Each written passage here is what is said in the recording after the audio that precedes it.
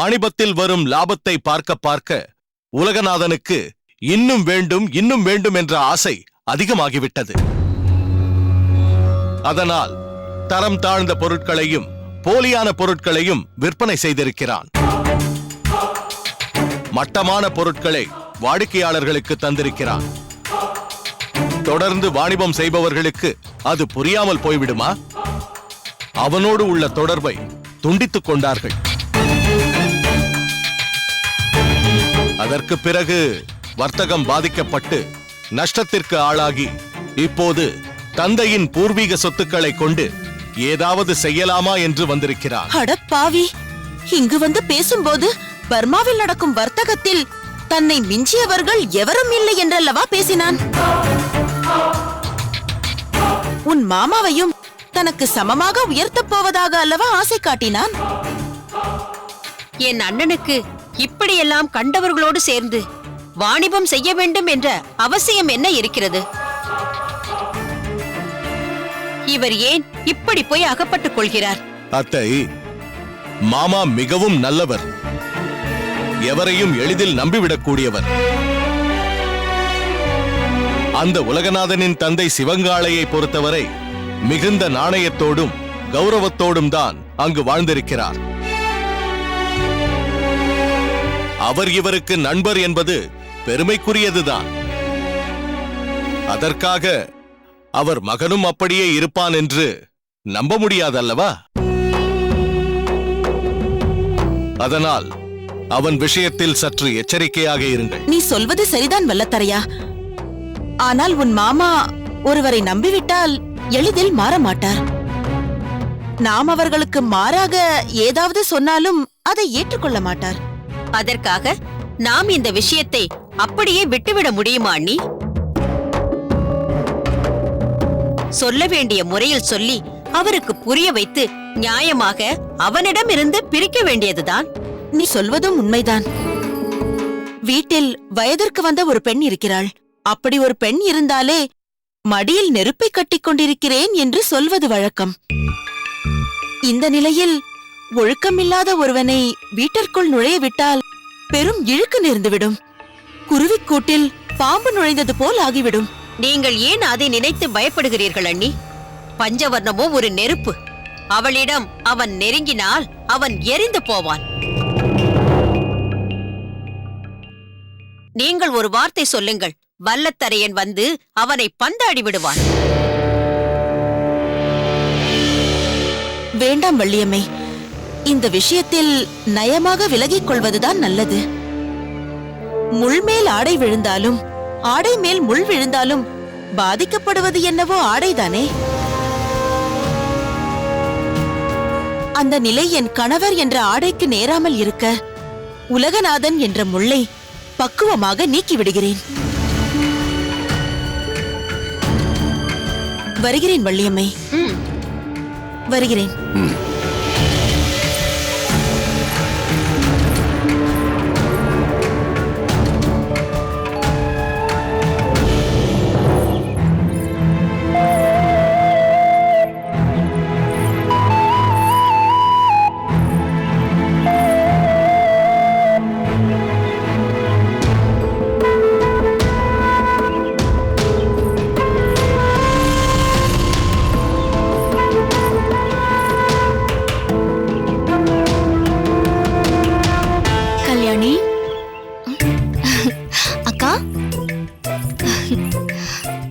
என்னக்கா நீங்கள் ஒவ்வொரு முறையும் என்னை இப்படி காக்க வைக்கிறீர்கள்? உங்களிடம் பேசிக் கொண்டிருந்தால் மனதுக்கு மிகவும் மகிழ்ச்சியாக இருக்கிறது என்பதால் தான் நான் ஒவ்வொரு முறையும் சீக்கிரமாக வந்து விடுகிறேன். நீங்களும் சற்று முன்னதாக வந்தால் மனம் விட்டு பேசிக் கொண்டிருக்கலாம் அல்லவா? பேசிக் கொண்டிருக்கலாம். பிறகு ஏன் ஒவ்வொரு முறையும் இப்படி தாமதமாக வருகிறீர்கள்? நீங்கள் இப்படி தாமதமாக வருவதால் தான் நம்மால் அதிக நேரம் பேச முடிவதில்லை. ஏதோ சிறிது நேரம் பேசிவிட்டு அவசர அவசரமாக புறப்பட வேண்டியிருக்கிறது. நீ சொல்வதெல்லாம் சரிதான் கல்யாணி. நானும் சற்று சீக்கிரமாகவே வந்து உன்னுடன் அதிக நேரம் பேசிக் கொண்டிருக்க வேண்டும் என்றுதான் நினைக்கிறேன். பிறகு எதற்கு இப்படி தாமதமாக வருகிறீர்கள்? இன்று உன்னை காக்க வைக்க கூடாது என்றுதான் எப்பொழுதும் புறப்படும் நேரத்தை விட அதிக நேரம் முன்னதாகவே புறப்பட தயாராகிவிட்டேன். அப்படியும் சரியான நேரத்திற்கு என்னால் வர முடியவில்லை. ஏன்? என்ன தடங்கள் ஏற்பட்டது? தடங்கள் ஏதும் ஏற்படவில்லை. நான் மட்டும் வருவதாக இருந்தால் எப்பொழுதோ வந்திருப்பேன். என்னுடன் தானும் கோயிலுக்கு வருவதாக ஒருவர் சொன்னதால் இவ்வளவு நேரம் ஆகிவிட்டது. சரி, அதெல்லாம் இருக்கட்டும். கணக்கு பிள்ளை எங்கே? அக்கா, அவரை நீங்கள் எங்கும் தேட வேண்டாம். ஏன்? அவர் இன்று என்னோடு வரவில்லை. நான் மட்டும்தான் வந்தேன். என்ன, தனியாகவா வந்தாய்? இல்லையே, வண்டிக்காரன் என்னோடு துணைக்கு வந்திருக்கிறான். கேலி, அது எப்படி?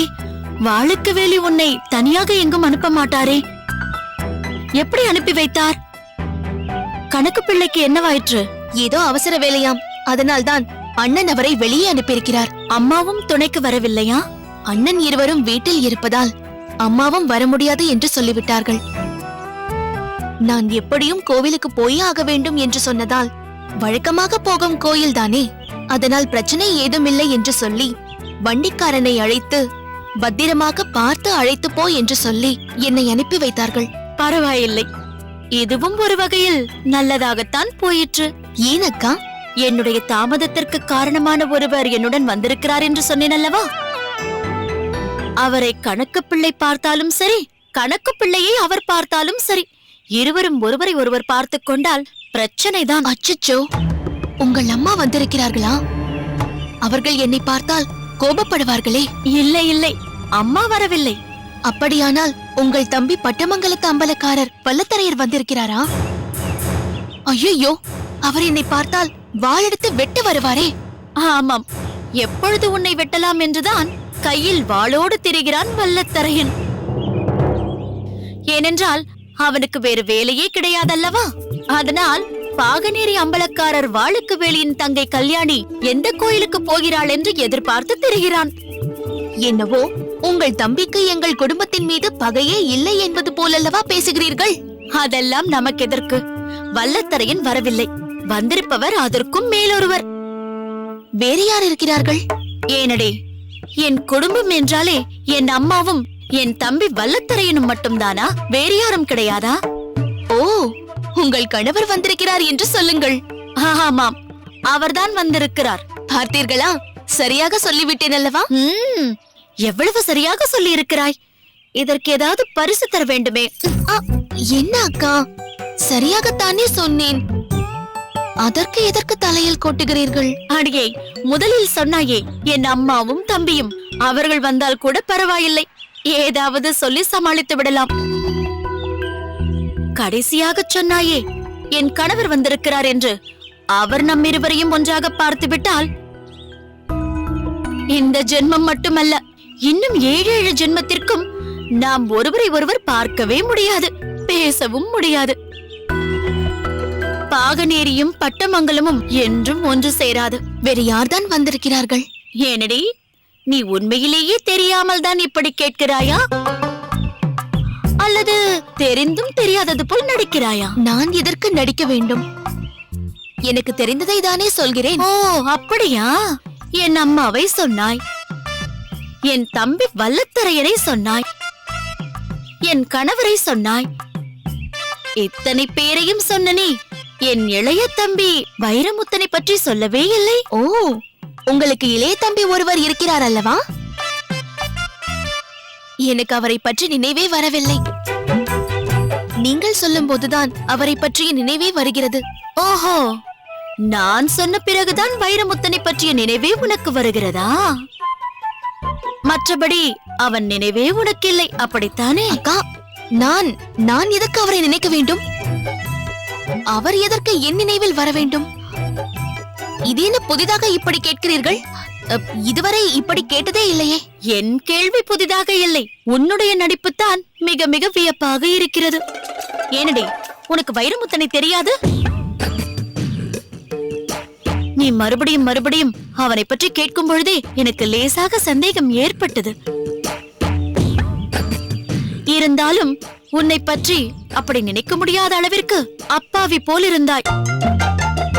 அதைக் கண்டு நானும் ஏமாந்து விட்டேன். இதில் ஏமாறுவதற்கு என்ன இருக்கிறது? எல்லோரையும் விசாரிப்பது போல் அவரை பற்றியும் விசாரித்தேன், அவ்வளவுதான். இது தவறா? விசாரித்தது தவறு இல்லை. ஆனால் உனக்கும் வைரமுத்தனுக்கும் இப்படி ஒரு உறவு இருப்பதை என்னிடம் மறைத்தாய்ப்பார், அதுதான் தவறு. என்ன உறவு? எதை மறைத்தேன்? எங்களுக்குள் என்ன உறவு இருக்கிறது? பட்டமங்கலத்தையும் பாகனேரியையும் ஒன்றாக இணைக்கும் உறவு,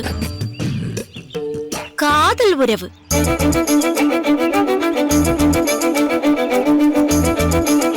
கல்யாணி, நீ புத்திசாலிதான், அதை நான் ஒப்புக்கொள்கிறேன். அதற்காக என்னை முட்டாளாக்க பார்க்கலாமா? என்னுடன் கோயிலுக்கு ஒருவர் வந்திருப்பதாக சொன்னேனே, அது வேறு யாரும் அல்ல, என் தம்பி வைரமுத்தன் தான்.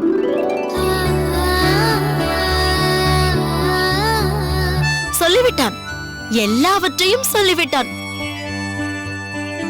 நீங்கள் இருவரும் முதலாக எங்கு சந்தித்தீர்கள்? பிறகு 2 நாடுகளையும் ஒன்று சேர்க்க வேண்டும் என்பதற்காக உங்கள் உள்ளங்களை ஒன்று சேர்த்துக் கொண்டது. விருந்தினர் மாளிகைக்கு வந்து உணவு பரிமாறியது, எல்லாவற்றையும் ஒன்றுவிடாமல் சொல்லிவிட்டான். அது போதும். இதற்கு மேலும் என்ன சொல்லலாம் என்று யோசிக்காதே. வைரமுத்தா,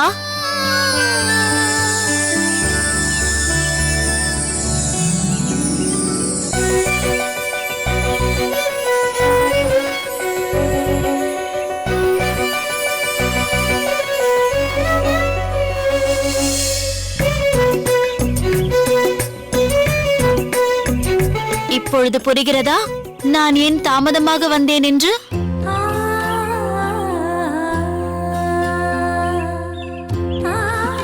ஏய் கல்யாணி, உன்னிடம் தானடி பேசுகிறேன். வைரமுத்தா, டேய் வைரமுத்தா, அக்கா, இங்கு என்ன நடக்கிறது? நான் இத்தனை முறை அழைத்தது கூட தெரியாமல் எந்த உலகத்தில் இருக்கிறீர்கள்? சரி சரி, நான் போய் அம்மனை தரிசித்து விட்டு வருகிறேன்.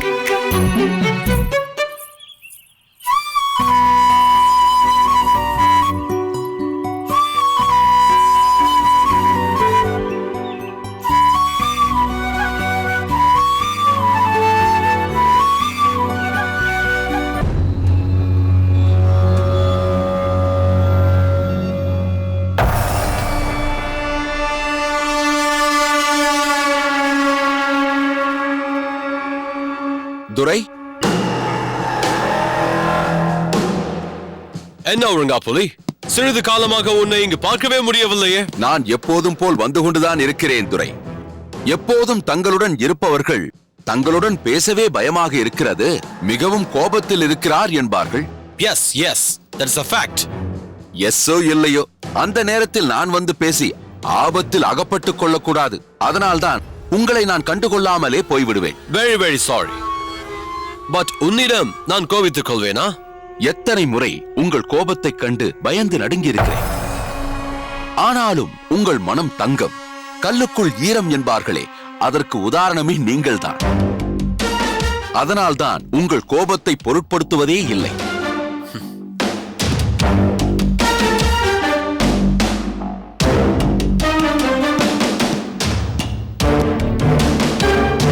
மார்க், நீ எப்போது வந்தாய்? கர்னல், நான் இப்போது மட்டுமல்ல, பல நாட்களாக உங்களை காண வந்திருக்கிறேன். ஆனால் உங்களின் மனநிலை இப்படி இருக்கும்போது எப்படி? What to do? என்னை சுற்றி திறமையான ஆட்களே இல்லையே என்று நான் சிந்தித்துக் கொண்டிருக்கிறேன். திறமையானவர்கள் என்று நம்பி அவர்களும் அதற்கு தகுதியானவர்களாக இல்லையே. It's okay. உன் உடல்நிலை தேறிவிட்டதா? அதை பற்றி என்ன கர்னல்? என்னால் ஏதும் செய்யாமல் படுத்து கிடக்க முடியவில்லை. எழுந்து வந்து மட்டும் என்ன செய்ய போகிறாய்? அந்த கோபால நாயக்கரிடம் சென்று மறுபடியும் தோற்றுவிட்டு வரப்போகிறாயா? அதற்காக அவனை அழிக்க ஆள் அனுப்பியிருக்கிறானே என்னுடைய ஜம்புலிங்கம், அது என்னவாயிற்று? கோபால நாயக்கன் அவனையும் அழித்து விட்டான். ஆக எனக்கு தோல்வியை தேடித் தருபவர்கள் என்னை சுற்றி இருந்தால் நான் என்ன செய்ய முடியும்? துரை, நான் உன்னை சொல்லவில்லை. ஆனால் வல்லத்தரையினோடு நான் செல்லும் போது வந்து மருது பாண்டியர்களை பிடித்துக் கொள்ளுங்கள் என்று அழைத்து போனாயே, அது தோல்விதானே? சாதித்து காட்ட வேண்டும் என்று இந்தியாவுக்குள் வந்தேன். எவராலும் பிடிக்க முடியாத மருது சகோதரர்களை 6 மாதத்திற்குள் பிடித்து காட்டுகிறேன் என்று கிழக்கிந்திய கம்பெனிக்கு வாக்குறுதி கொடுத்தேன். இப்போதைய நிலைமை என்ன? மருது பாண்டியரை பிடிப்பதற்கட்டும், குறைஞ்சபட்சம் அவர்களுக்கு ஆதரவாக இருக்கும் அம்பலக்காரர்களையும் பாளையக்காரர்களையும் கூட என்னால் எதுவும் செய்ய முடியவில்லையே. மருது பாண்டியரை போல் வந்து அம்பலக்காரன் வாளுக்கு வெளியே என்னை வீழ்த்தினான். பாளையக்காரன் கோபால நாயக்கன் உன்னை வீழ்த்தினான். தலை நிமிர்ந்து சவால் விட்டு வந்த இந்த கர்னல் அக்னியு தலை குனிந்து அவமானத்தோடு திரும்பிச் செல்ல வேண்டிய நிலை ஏற்பட்டு விட்டது.